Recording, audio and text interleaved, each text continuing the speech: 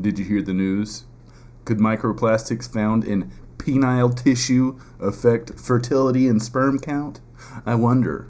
For the first time, scientists have found microplastics in human penile tissue, sparking concerns about the prevalence and potential health risks. The study revealed that 4 out of 5 samples from men with ED contained 7 different types of microplastics. Experts hope these findings will increase awareness and encourage further research into the impact of foreign particles in human organs. And before this, I saw an article that was like, found in, oh God, what is it? Placenta. So not only that, get out of here. We have this as well. The study of human placenta samples found microplastics in every single one of them.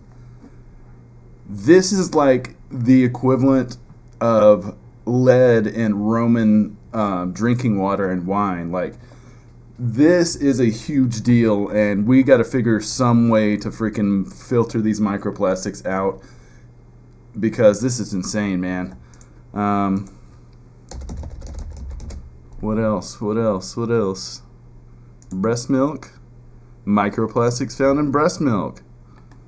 This is from a German article. I wonder if it's going to load. Wasser 3.0. Click. How it all began. Since the beginning of industrial mass production in the 1950s and steadily increasing plastic production since then, microplastics have been distributed unhindered and uncontrolled in the air, water, and soil. They are classified as a tiny, invisible danger.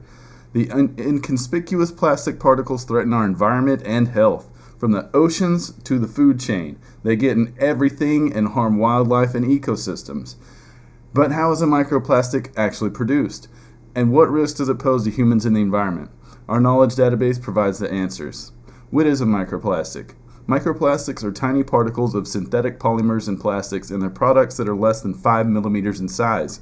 Microplastics can be found either be intentionally added to products, for example in cosmetics or cleaning products, or be a waste product from the decomposition of larger plastic parts. Microplastics enter the environment through many different pathways where they are difficult to degrade and can pose a potential threat to wildlife and human health. Let's oh man, so we got macroplastics, microplastics, and nanoplastics. Nanoplastics are not removable from the environment. That's horrific. So let's see. Man, it's like the rain cycle. Dripping down through the water, back in. How hazardous is microplastic?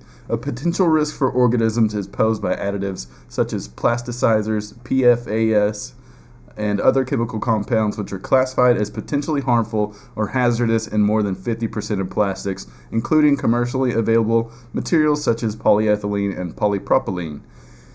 In addition to polymers, there are components of microplastic particles in a wide variety of concentrations and compositions.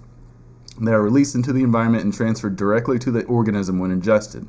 In addition, due to its hydrophobic character and high surface volume/volume ratio, microplastics can absorb organic pollutants such as polyaromatic hydrocarbons or polychlorinated biphenyls, as well as heavy metals from the environment, transport them and release them again when they're absorbed into the organism. This is also referred to as microplastic as a transport vector. Microplastics can be taken up from the environment by organisms through confusion with food or non-selective indigestion. The health risk becomes higher, among other things, the smaller the microplastic particles are, nanoplastics, and the easier they can migrate through the tissues and cells. I didn't even know about nanoplastics. What the hell, man? How do microplastics get in our body? Microplastics enter the human organism via the food chain, contamination of food through abrasion of plastic materials, or through contamination of the air we breathe. Drinking water, especially water from plastic bottles, is also an important factor. Microplastics can be ingested by organisms from the environment through food confusion or non-selective ingestion and can be transferred to humans when consumed. In organisms that live in water, particularly very small plastic particles can enter the bloodstream directly through the gills. The persistence of microplastics and contamination with increasing plastic and microplastic inputs into the environment, as well as the continuous fragmentation of plastic already released into the environment. So picture like all the photos you see of, you know, just trash floating everywhere in the ocean. It's all breaking down, becoming microplastics. Released into the environment, led to an ever-increasing burden on the environment and thus also humans. The ecotoxicity of microplastics depends on their shape, size, and density. While denser microplastic particles sink to the bottom of water bodies, lower density float on the surface level and can be mixed with food by invertebrates, often with severe consequences for the organisms and their predators.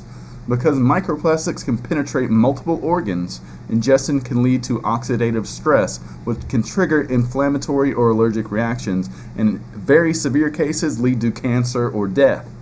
For a pollutant to pose a health risk, a combination of exposure and risk potential must be achieved, and the risk potential of microplastics has not been adequately studied to date.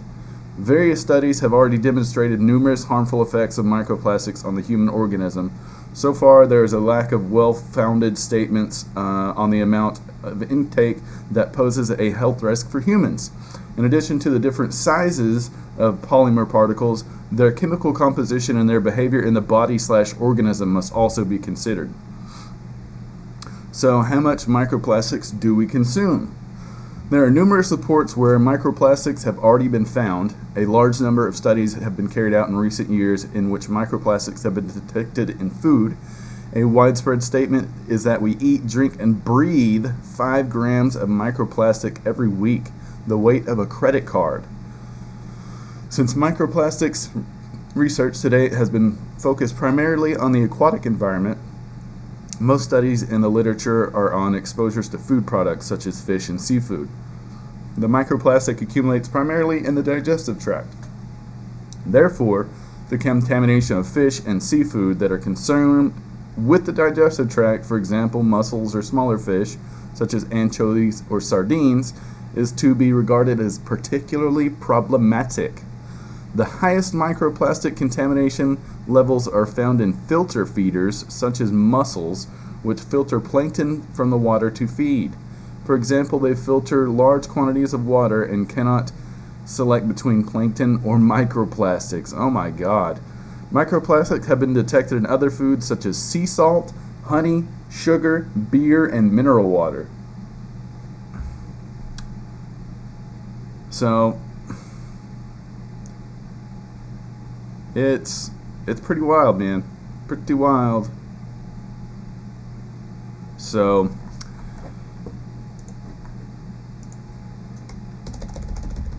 found in testicles, blood, fetus, sperm, brain, food.